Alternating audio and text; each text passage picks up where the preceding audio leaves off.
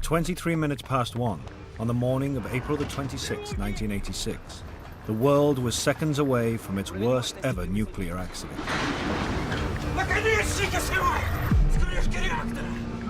Reactor number 4 at the Chernobyl nuclear power station in the Soviet Union exploded.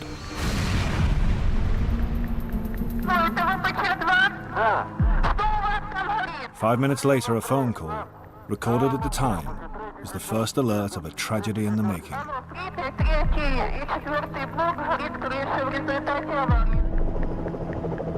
By morning, the physical devastation was revealed, but much worse was to come. The disaster at Chernobyl brought death and disease. It brought the very idea of nuclear power into question. And within the Soviet Union, the trauma of Chernobyl was so great that many see it as the first step in the breakup of the communist regime. This film tells the story, minute by minute, second by second, of the 1-hour countdown to tragedy. It's seen through the eyes of the key actors in the drama, the workers who were accidentally led to their deaths, and the innocent bystanders who looked on. Based on documented evidence and eyewitness reports, it has been filmed on location inside the surviving areas of the Chernobyl nuclear power station.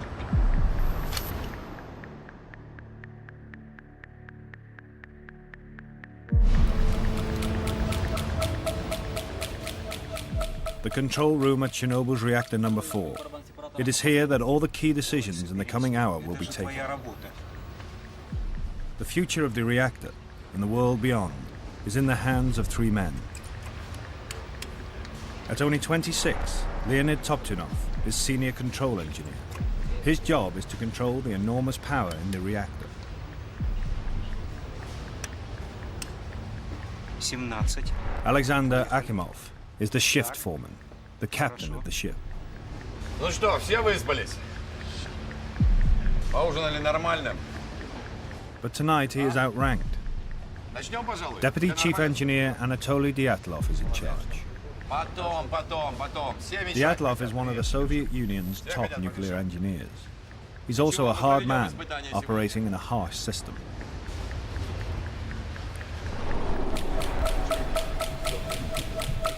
There is a further vital character, the newly commissioned reactor number 4 itself, one of the communist regime's proudest technological achievements. Tonight, the control room is preparing for a safety test on the reactor.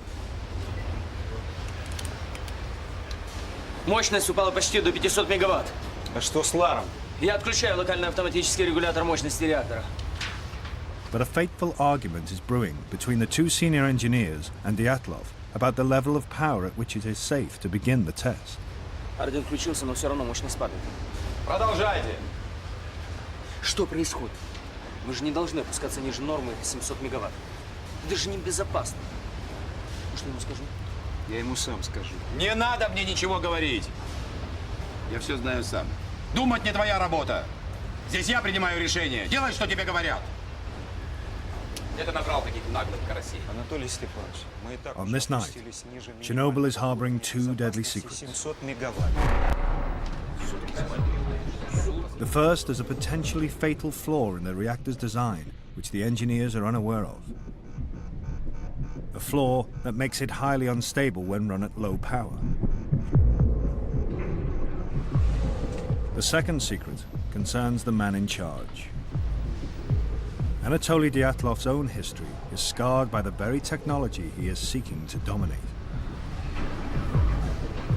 Tonight, Dyatlov and the reactor will face each other in a battle of strength that will destroy them both.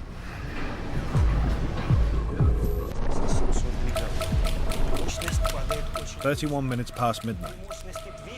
The argument over the power level at which the safety test on Chernobyl's reactor number 4 can begin grows ever more serious. Анатолий Степанович, мы и так уже опустились ниже уровня безопасности в 700 мегаватт. Мощность падает очень быстро. Единственное, что здесь нестабильно, так это работа твоих некомпетентных людей. The test has been demanded by Russia's atomic energy authorities and stems from the Cold War fear of being attacked that still grips the Soviet Union.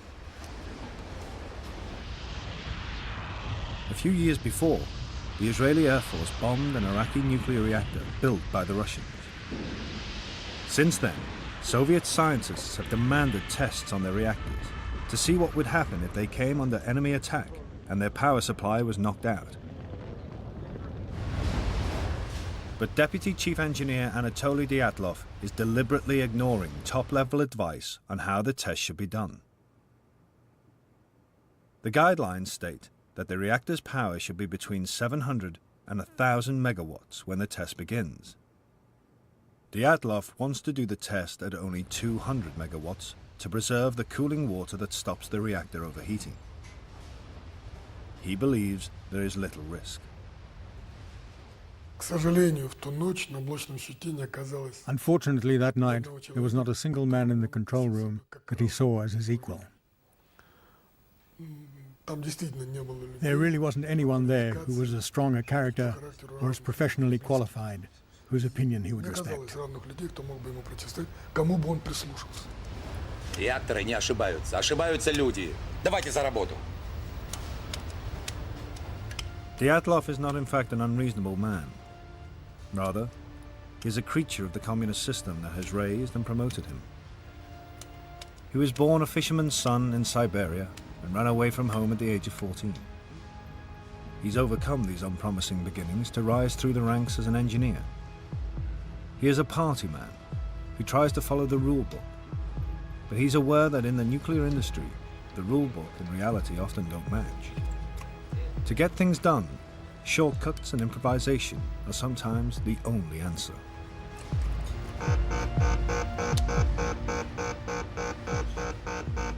Winding the power down has led to it dropping too fast. Что там у тебя?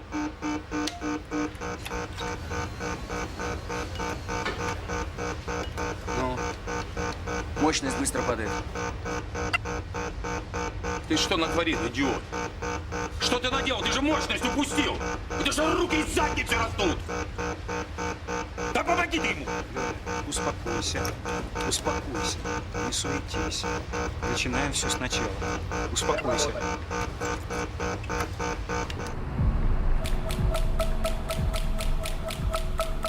One mile away from Chernobyl is the dormitory town of Pripyat. Everyone who lives here works at the power station. Though they don't know it, all these people's destinies will be dictated by the events unfolding in control room number 4. Among them, soundly asleep, is Nikolai Fomin, the chief engineer of Chernobyl, who left the order for the safety test to be carried out.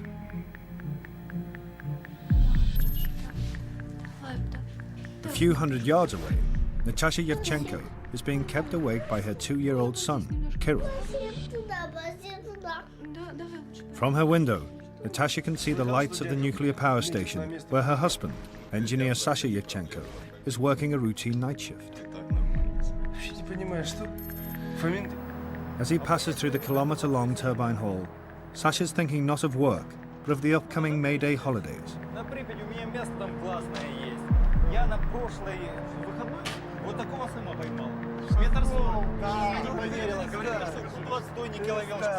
Чем-то этот вечер отличался, знаете, не так, как всегда. There was something about that night, something unusual. For some reason, I got all dressed up. The weather was remarkable, very warm for spring. I went off to work in a terrific mood. But my wife said that all night, our son Kirill was crying. She didn't sleep a wink.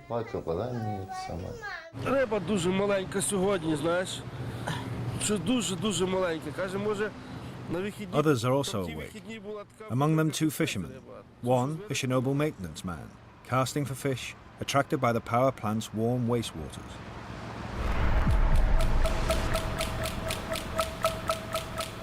"24 minutes to 1. A new problem disturbs the concentration of the increasingly fraught operators.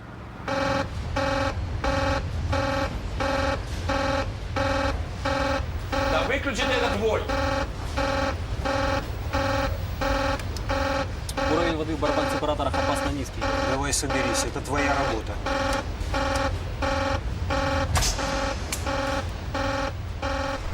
Senior unit control engineer Boris Stolyarchuk controls the flow of water through the reactor. He's all too used to alarms like this. As for the water levels in the separator drums, it was always difficult to control them at low power. All the operators knew about it, so I didn't feel afraid. Then,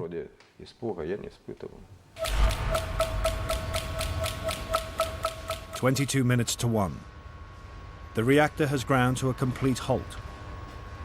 Dyatlov makes a fateful decision. Ты же уронил реактор! Имбецил ты долбанный! Ну давай, поднимай мощность! Выводи регулирующие стержни! Бегом! to raise power after 12:30, the shift actually had to pull all the control rods out of the reactor. This was like cocking a gun.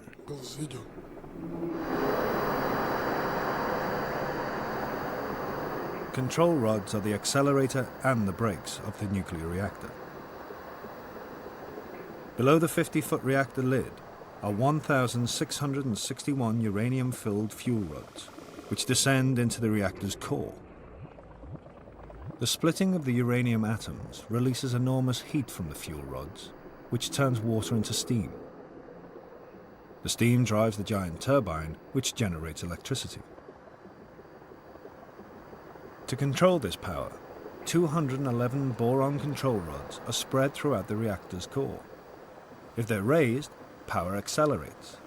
If they're taken out altogether, the engineers lose their ability to apply the brakes. Yet that is exactly what Dyatlov tells his men to do.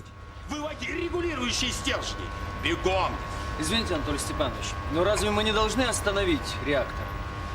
И так положено по инструкции. Это верно, Анатолий Степанович.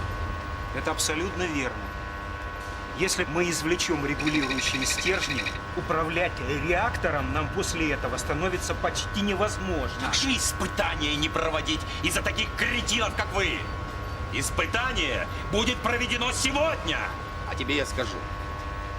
Если ты не хочешь или не можешь выполнять приказания, я могу избавить тебя от этой необходимости. Ты меня понял? Да. Пошел вон! Пригуб! Прими управление!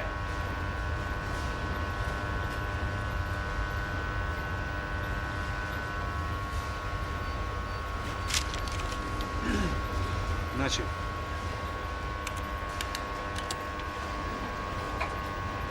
Так, осторожнее.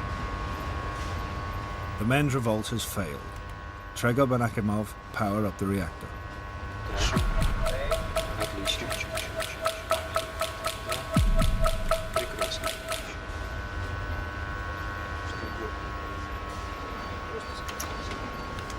Within 5 minutes, they've got power rising again. Dyatlov has what he wants. Мне удалось поднять мощность реактора до 160 мегаватт. Ладно, передай управление Топтунову. Вперед. Только не уходи и постой с ним рядом. The control room staff have every reason to fall in line. To be a nuclear engineer is a prestigious and well-paid job. They and their families live in the company town of Pripyat. The shops are well stocked. There's a new school and amusement park. Nobody wanted to lose the job because losing the job would mean losing the flat in Pripyat and going elsewhere to probably some ghastly outpost in Siberia. The fear of getting sacked was a reason why they didn't speak out more effectively when they realized that they were doing something that could be very dangerous. 8 minutes to 1. Another alarm. Уровень воды в барабан-сепараторе опасно низкий. Ну разберись, там не маленький.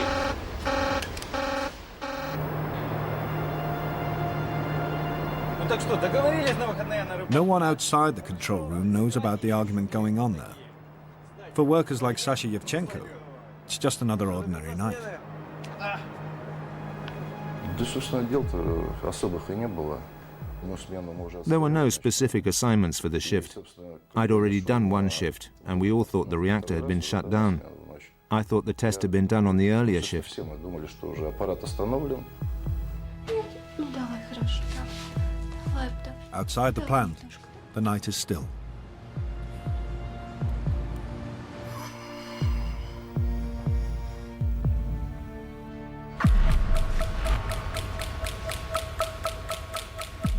3 minutes past 1. After the failed revolt, the control room is now calm too. Мы снова вышли на 200 мегаватт. The men have got the reactor's power to the level Deputy Chief Engineer Dyatlov wants it for the test. Анатолий Степанович, мы снова вышли на мощность в 200 мегаватт. Очень хорошо. Начинайте испытания. Но по регламенту начинать испытания я могу только при мощности в 700 мегаватт. Если вы хотите проводить испытания при уровне мощности в 200 мегаватт, я прошу вас занести это ваше распоряжение в оперативный журнал. Да будет вам известно, что как заместитель главного инженера я имею полномочия изменить параметры проведения испытаний. И я ими воспользуюсь. Продолжайте испытания.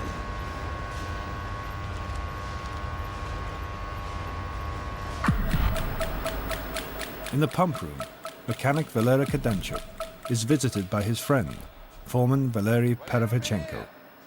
Kadenchuk has less than 20 minutes to live. Я думал, ты сегодня не на смене. А я специально пораньше из Киева вернулся. Ну что, продал машину справа? Ну, по крайней мере, с покупателем договорился. Хорошо, поздравляю. Как говорится, прощай, Москвич-2140, здравствуйте, Жигули. Отлично. Я думаю, что, может быть, еще останется и на джинсы. Да ладно. Ну ладно, будем видеться, пока. Давай, до встречи.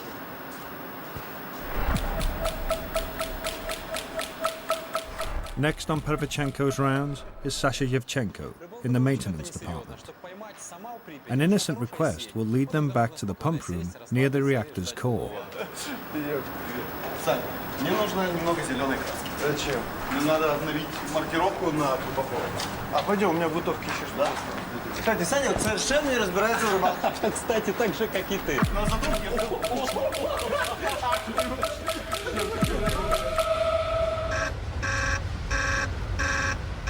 The water shortage continues to set off alarms, but still none of these engineers believes a serious accident is possible. For the top man, Nikolai Fomin, it's simply inconceivable. Fermi had done a correspondence course in nuclear engineering, but he wasn't an expert in the field at all. He had risen mainly because of his standing as the party secretary. Unlike Dyatlov, who was aware that there were dangers in these reactors, Fermi believed everything he'd read. And so when the issue of safety arose, he'd say, well, the chances of an accident are completely remote, about as remote as you being hit by a meteorite.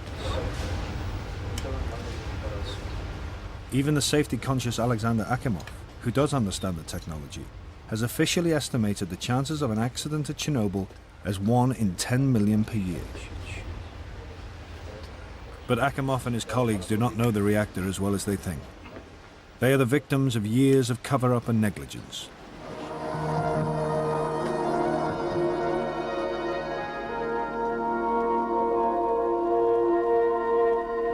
Рабочими буднями стала для нас и одна из республиканских целевых программ «Энергокомплекс». From the 1960s, the expansion of nuclear power has been a key target of the communist regime. Nothing has been allowed to get in the way, not even the KGB. These recently released KGB documents show the authorities ignored repeated warnings between 1979 and 86 that Chernobyl had serious design flaws. Chernobyl's director, Viktor Bukhanov, and his senior managers rushed to get reactor number 4 open early, so that they and their party bosses could win substantial bonuses. Safety came second. Bukhanov, the director of the whole power station complex, was always at his wit's end to meet deadlines to build these reactors. For example, the roof of the reactors was meant to have been built with fireproof materials, but these fireproof materials didn't exist. The roof had to be put on, so he used combustible materials. Accidents were common and hushed up. The very tests being done on this night should have been carried out before reactor number 4 was even opened. Now, at Chernobyl, all these chickens are coming home to roost. Something deadly serious is happening in the reactor's core, that no one in the control room is aware of. The few boron control rods still in the reactor are only partially inserted at the top, so power is building into a hotspot at the bottom of the core where the sensors don't always detect it. The reactor is now an invisible ticking time bomb.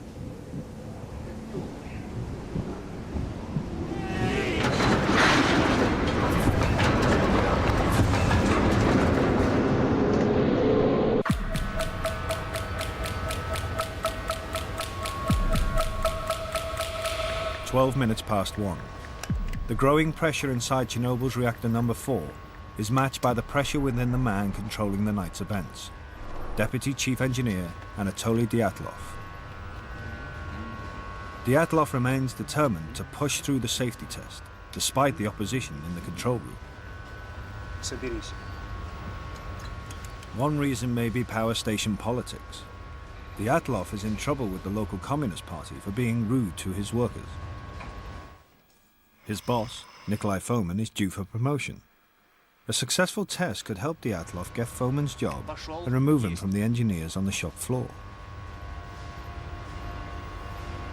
But Dyatlov also holds a darker, more personal secret. Back in the 1960s, he'd worked in Siberia, installing nuclear reactors into submarines. There was a nuclear accident. The investigation found that it happened as a result of Dyatlov's actions, though it was not shown to be his fault. Dyatlov was exposed to 200 rem, 3 lifetimes worth of radiation. Soon after the Siberian accident, Dyatlov's son died of leukemia, the most common disease children get from exposure to radiation. It is said the tragedy changed him, made him more driven, more willful. Tonight, his will is set against the very nuclear power that may have taken his child.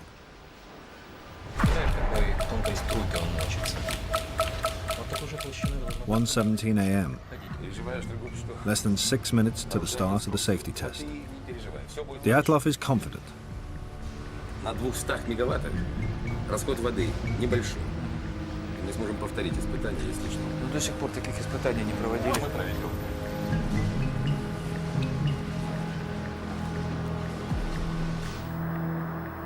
But the hotspot continues to build unseen at the bottom of the core. Еще 2 минуты и все. Шевелитесь, шевелитесь. Outside the control room, life and gossip carry on as normal. Вообще не понимаю, что Фомин делает на атомной электростанции. Он же обычно работал на обыкновенных электростанциях. А, тогда ясно, почему он сказал, что управлять реактором так же просто, как электросамоваром. Ты комара когда-нибудь видел? Ну. Тогда представляешь, какой тонкой струйкой он мочится. Вот такой же толщины должна быть та ниточка, по которой нужно ходить, чтобы преуспеть в партии. Ты думаешь, это у тебя получилось бы? Тогда, наверное, надо оставить эти разговоры. А то сибирские комары загрызут.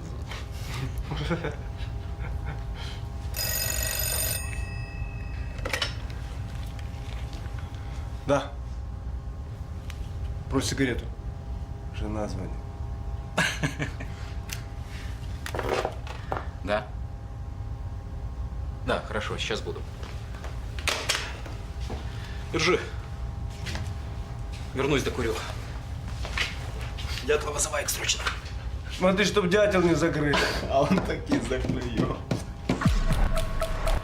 Perovchenko's route to the control room will lead him past the reactor. Ну, ежели, наконец, все готовы, может, мы начнем испытание?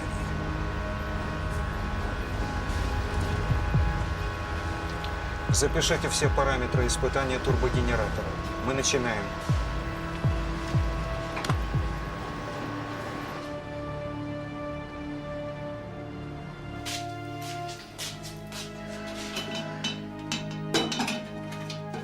Нет, Саш, все ты не прав. И Тишка, это прекрасно. Смотри. Может, для тебя прекрасно, а для меня пока рано. Я пока об этом не думаю. Зря.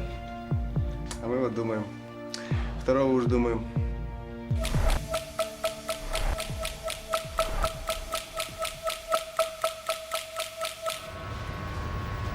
Включить 2 резервных насоса. Включить 2 резервных насоса.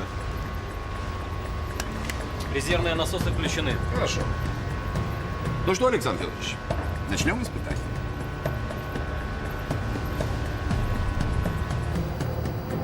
The test will shut off the power to the massive turbine and let it coast.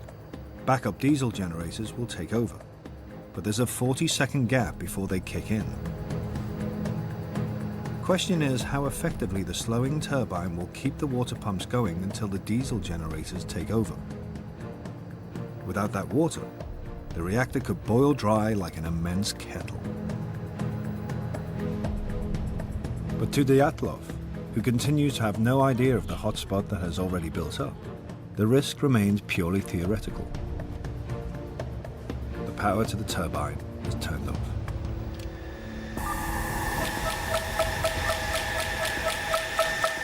Over the next minute, a terrifying chain of parallel events will unfold.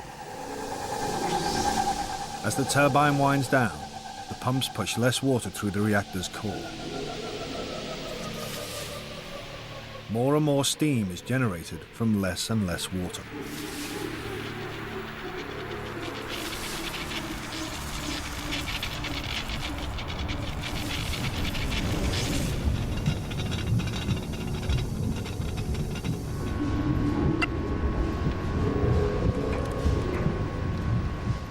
Steam pressure builds at the core's invisible hotspot with every passing second.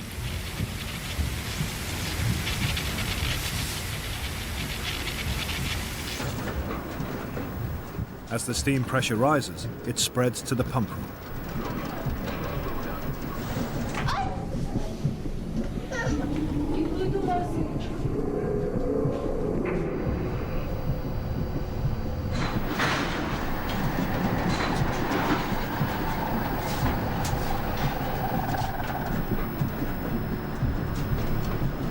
Perefchenko enters the huge reactor hall directly above the reactor's lid to see something never witnessed before.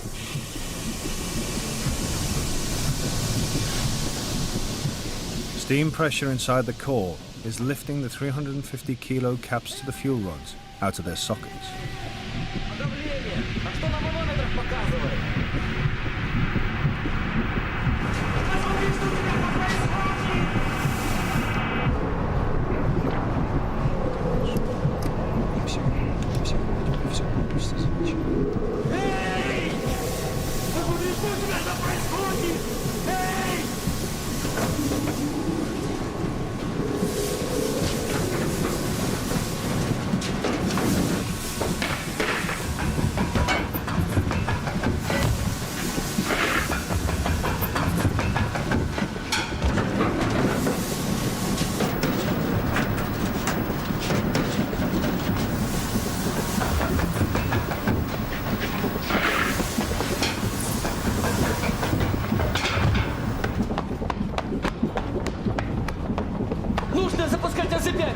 Произошел резкий скачок мощности. Я включаю систему аварийного снижения мощности.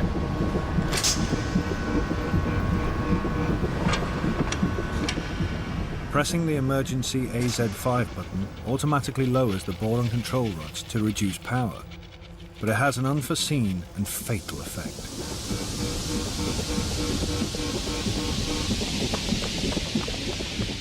The boron rods were in fact tipped with graphite, and that short moment when they are first inserted into the reactor, the graphite in fact leads to a surge in the power, not a reduction of power.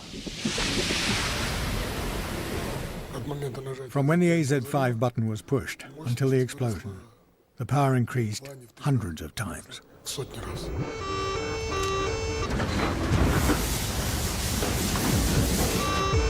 Акимов, что там у тебя? Акимов! Это не у меня, Анатолий Степанович. Что происходит? Это у Столярчука.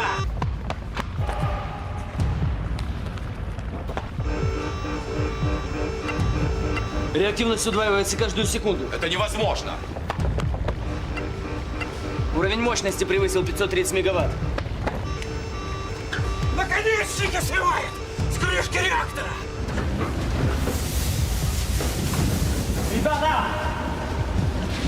Ребята! Люди! Котик дома. Котик. Чудесно.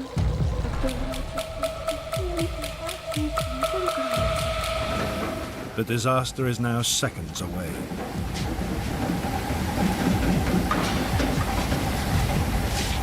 Steam pressure at the reactor's hotspot can't be contained. 50 control and fuel rod shafts are torn apart.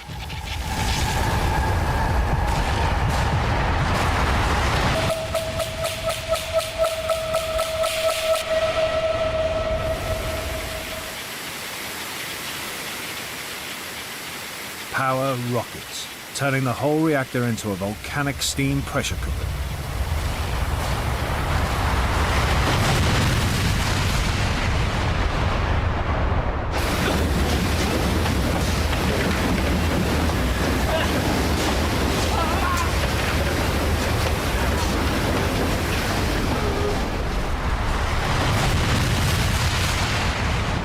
Що таке?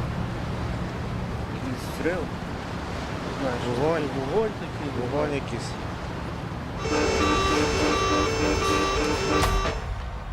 Куда делся свет? Нет, что случилось? Пропало питание! Это Что? не Это у тебя опять? Что Посмотри происходит? немедленно! Куда смотреть? Акимов, сбегай к Столярчуку! Куда энергия девалась? Что случилось? Никто не знает. Почему света? Скорее, скорее, скорее, посмотрите все! Посмотрите на пульт. Что показывают датчики? После первого взрыва я After the first explosion, I thought the problem was a hydraulic blast in the deaerators. хотел побежать, I wanted to try to switch the setting to compensate, but then the second explosion happened. но прогремел второй взрыв. Буквально там через Seconds after the first blast, we heard the second, a massive explosion. I didn't know what it was. We only felt the blast wave. It smashed my door. То есть у меня в кабинете вышибло двери.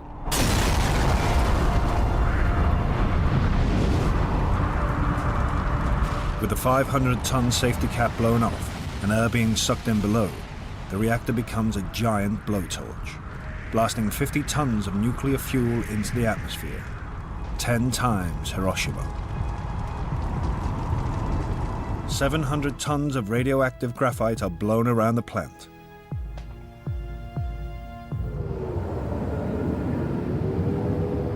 Clouds of dust are sucked into the control room, accompanied by a strange smell. Gases released from the core leave a metallic taste, like ozone after a thunderstorm. It is in fact the stench of death. The dust is the cloak of the invisible killer of radiation.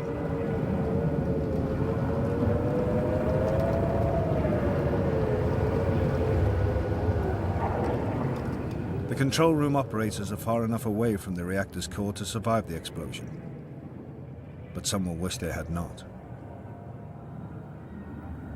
Many will face days, weeks, even years of agony as radiation burns them to death from the inside.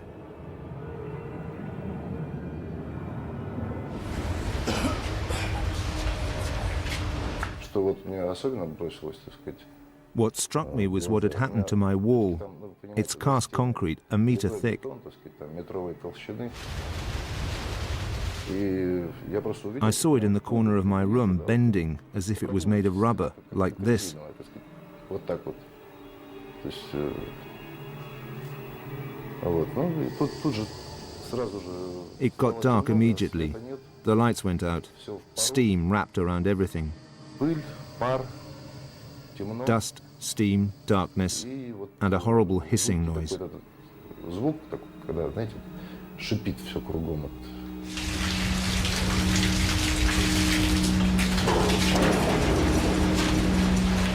А что это?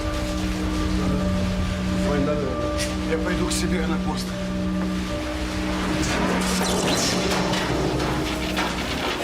Я не знал, что произошло. I thought it could be an earthquake or maybe war. The reactor was the last thing on my mind. Мысли были.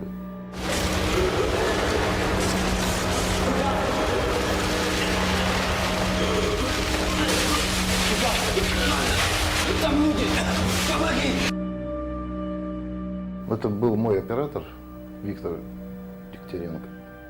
That was my operator, Viktor Dektorenko. То есть лицо было обожжено. I only recognized him by his voice. His face was burnt, all covered in blood. То есть одежда была уже не белая, а, можно сказать, черная. Вот. Victor was still in shock. Он еще в шоке был, но тем не менее. He said to me that he had been near the pumps together with Rusanovsky, the second pump operator, and that he stayed there, and I should help them. Чтобы я ему помог.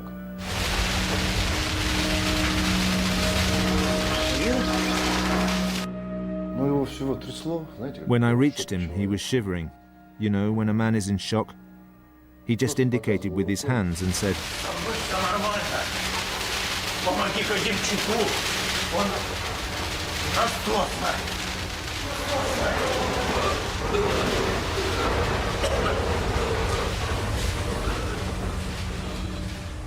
А там что? Там руины. But what did I find? Ruins, that's all I saw. То есть понятно, что если он был If he had been there, he would have been buried under the pillars. Ну, под обломками.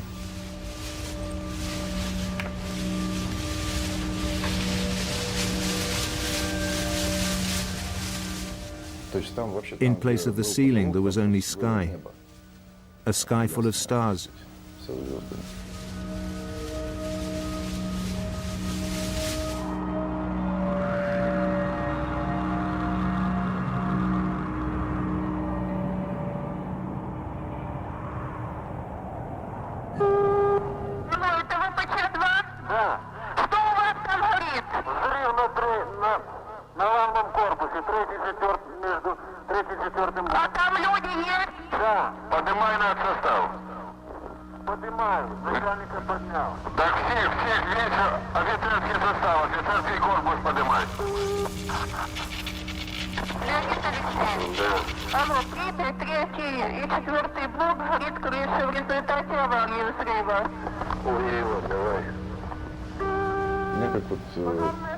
At 3 a.m. I was vomiting violently. It was the first sign of radiation sickness. At 6 o'clock I couldn't even get to the first aid post by myself. They helped me there, put me in an ambulance, and took me to the medical station.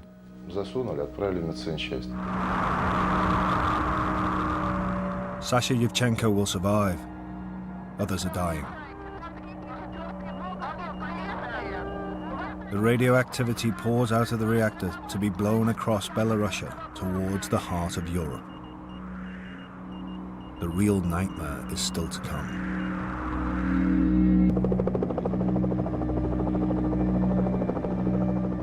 By the morning of April the 26th, the KGB was filming the devastated scene of the worst nuclear accident in history. Whoever shot this declassified KGB footage absorbed a massive dose of radiation. The next day, the people of Pripyat were officially told the worst.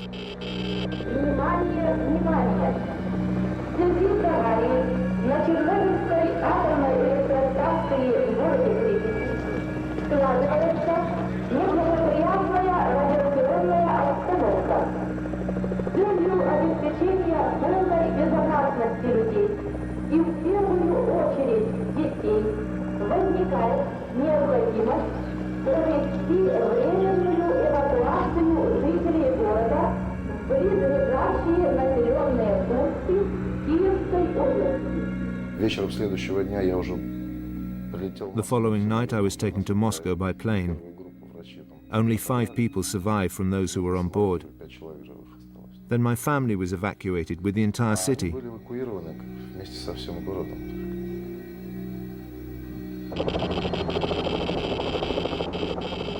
It would take a full week for all 135,000 people to be evacuated.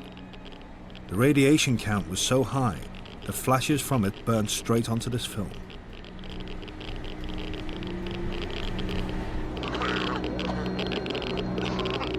A 30-kilometer zone of exclusion was declared, a zone frozen in time like a modern Pompeii.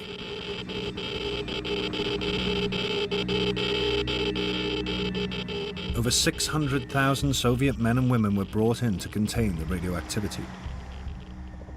They worked in hellish, often chaotic conditions, with extraordinary bravery in order to safeguard the rest of the world. Many of them had no protective clothing whatsoever. Everything they touched burned with radioactivity.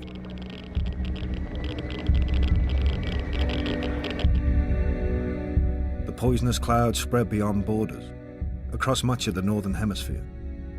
Washed into the earth by the rain, the radioactive dust lives on in plants, animals, and human beings.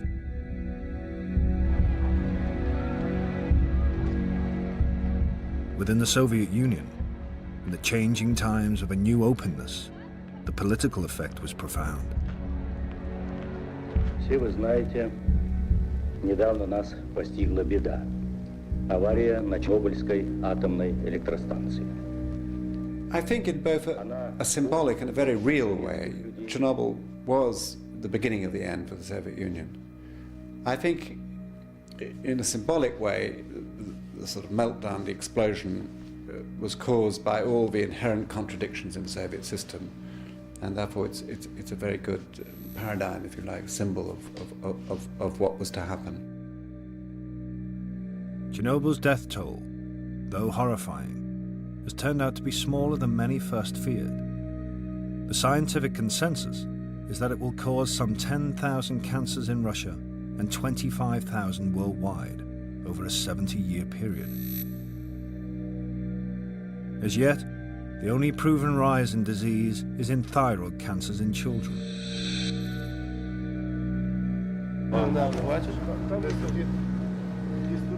It is in individual human lives that the cost is most visible. The fishermen spent the night watching the firemen fight the radioactive blaze until they started to feel ill.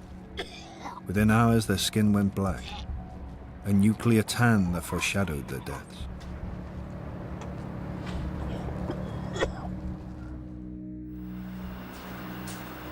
"30 workers, including fire crew on the site, died from acute radiation poisoning. А я специально пораньше из Киева вернулся. Ну что, продал машину? Valery Kademchuk was vaporized in the explosion while at his post in the pump room. Valery Perevychenko died 6 weeks later of radiation burns, suffered trying to find his friend Kademchuk. Alexander Akimov died 15 days after the explosion from radiation poisoning. As long as he could speak, he said, "I did everything right. I don't understand why it happened." Leonid Toptunov died 3 days after Akimov. He too protested his innocence to the grave, saying he'd done everything he could.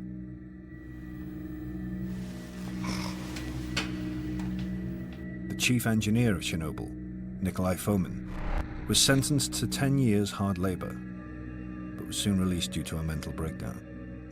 He's now said to drift in and out of lucidity. Miraculously, Sasha Yevchenko survived, as did his wife Natasha and their son Kirill. But that night lives on in his memory and in his body. I had 15 skin graft operations in the first year. The burns didn't show themselves at once. They appeared after I got to the hospital in Moscow. They ripened. When I was in the recovery unit, my skin was all black. When they pulled back the sheets, my skin peeled off like Xerox powder.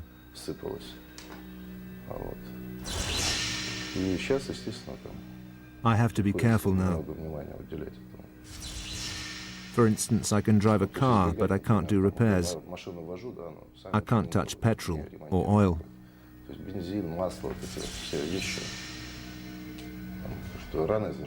The wounds won't heal. The blood won't congeal properly. There are other things, but you get used to them. You just live with it. You have to.